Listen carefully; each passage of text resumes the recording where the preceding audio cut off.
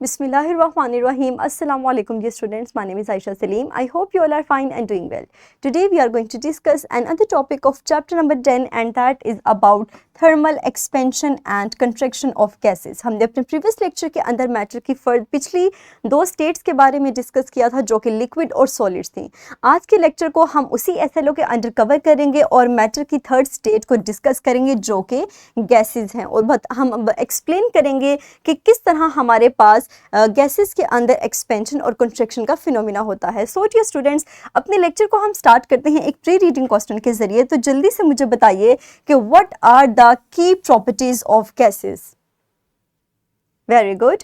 सो dear students, हम जानते हैं कि जब गैसेस की बात की जाए तो हम कहते हैं कि उनके पास डेफिनेट शेप नहीं होती। They have indefinite shape because the particles of gases are free to move and they take the shape of the container। इसी तरह अगर हम वॉल्यूम की बात करें तो also gases do not have a definite volume और अगेन ये इस वजह से है क्योंकि इसके पार्टिकल्स फ्री टू मूव होते हैं और ये जितनी भी अवेलेबल स्पेस होती है उसको कवर कर लेते हैं। नेक्स्ट अगर हम प्रॉपर्टी की तरफ जाएं तो that is low density. The gases have low density because particles are widely spaced and there is a lot of empty spaces between the particles of gases. Further when it comes to high अगर इनकी diffusion की बात करें तो हमारे पास gas particles जल्दी से diffuse हो जाते हैं क्योंकि इनकी मोबिलिटी, इनकी मोशन बहुत ज़्यादा होती है और इनके दरमियान अट्रैक्टिव फोर्सेस स्ट्रॉन्ग नहीं होती, इनके दरमियान अट्रैक्टिव फोर्सेस वीक होती हैं। इसी तरह अगर हम इसके पार्टिकल्स की बात करें तो हमारे पास इनके पार्टिकल्स वाइडली स्पेस्ड होते हैं और आप एक दूसरे से दूर होते हैं और इसी वाइडली स्पेस्ड पार्टिकल्स होने की वजह से इनका डेफिनिट वॉल्यूम नहीं होता। इसी तरह अगर काइनेटिक एनर्जी की बात की जाए तो these particles move rapidly in all direction and have a high kinetic energy. Further, when it comes to the space, they can fill the space. They ये हर उस space available space को cover कर लेते हैं regardless of the size or the shape of the container. When it comes to the attractive forces or attraction, तो keep in mind कि हमारे पास तीनों states में से gases ऐसी state है जिसमें force of attraction weak होती है और इसके molecules easily container में bounce कर सकते हैं।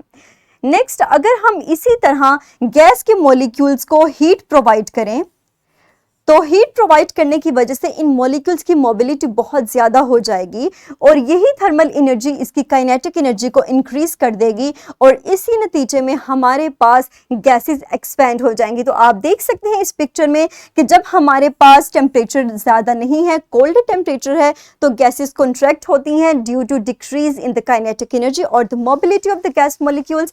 But when we provide heat, हमारे पास हीट प्रोवाइड होने की वजह से गैस मॉलिक्यूल्स आपस में इनकी काइनेटिक एनर्जी ज़्यादा हो जाएगी और इनकी में एक्सपेंशन अकर होगी जो आप इजीली इनका देख सकते हैं कि किस तरह हमारे पास हॉट कंटेनर में एक्सपेंशन हुई है।